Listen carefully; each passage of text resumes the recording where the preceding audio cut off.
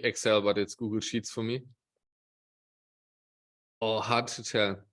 Favorite brand. So I have this one brand where you see I have everything from Mauritius, but if you take brand also in the single, how they operate, how they do their marketing and so on, I really like the stuff Nike is doing, to be honest. And it influences my buying decision. If you look at my sportswear, like this is definitely more on the Nike direction, and the brand plays a role for that, I would say. Yeah. Favorite ad campaign. I think it's not from us, but a campaign I personally like very much. They've done that now quite a few times, but when they did it the first time, I really liked this, was the Spotify Christmas campaign, where they basically take data, big surprise, and make and then they did that billboards, right? So where they're like, to the person that listened 2 million times to that heartbreak song, we hope you're doing okay by now, right? And stuff like that. So I found that very, very spot on and funny. So I think that was one of my favorite ad campaigns, actually.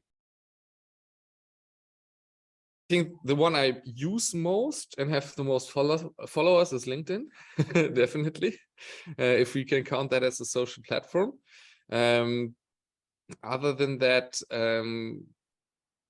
I don't have kind of a favorite. So I'm using social media, but also not to a massive extent, I think.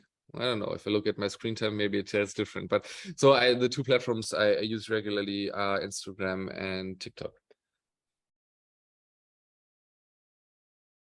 I mean, I sometimes get that question, right? So who's your idol or your role model, right? So, and very honest reply, I don't do role models, because there's a lot of people you can learn from, and a lot of things where you say, okay, this is somebody is doing in perfection, but I rarely see, or also doesn't make sense for me to idolize somebody in the totality as a person or also for business.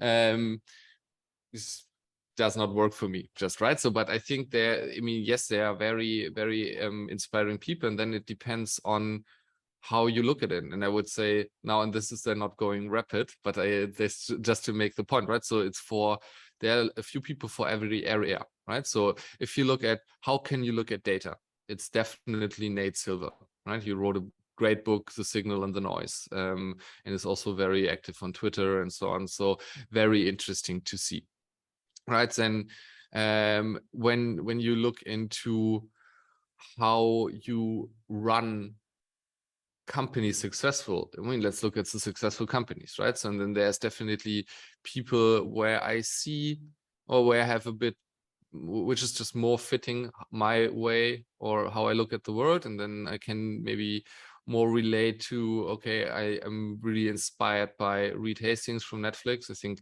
the original Netflix culture deck is one of the best management books that is out there still, right? So, but would I say everything they do, everything that Reed Hastings do? I don't know, right? So, but for that very specific, how you build a company culture, how you run a successful company, that is very inspiring for me. So then the list goes on, right? So, but there is not that one person, and I feel alienated if somebody is idolized that much.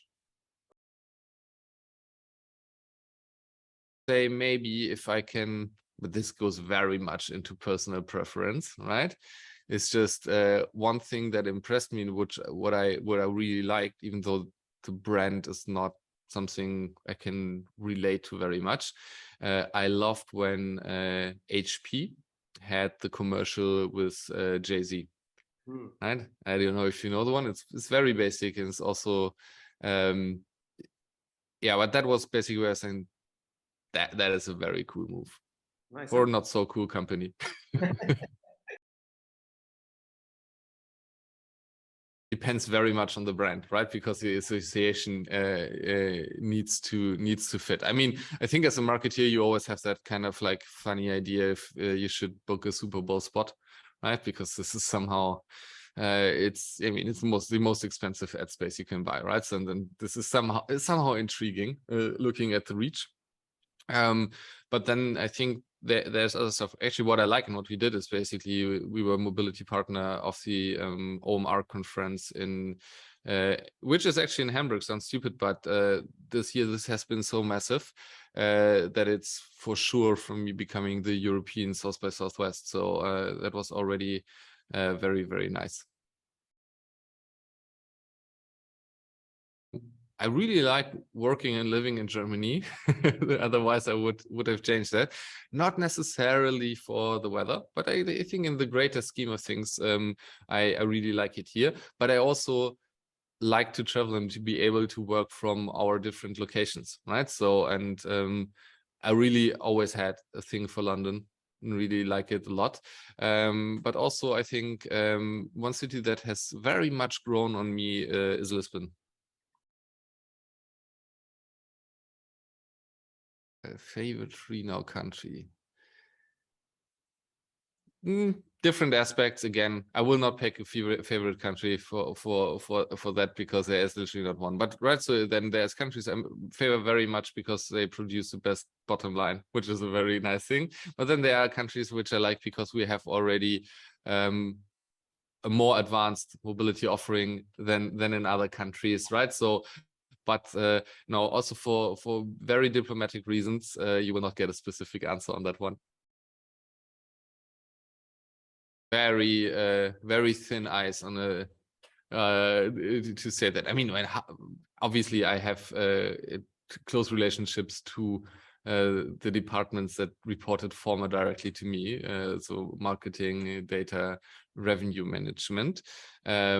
So that is, I think, an obvious fact. But I mean, obviously, I like, given my affinity to data, I'm always enjoyed working with especially the data science departments, because I do get what they do, but they are so much more advanced than that, and I find it just fascinating.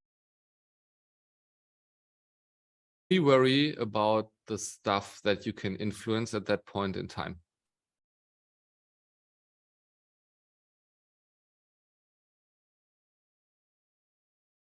Definitely not Elon Musk. I was looking for that answer.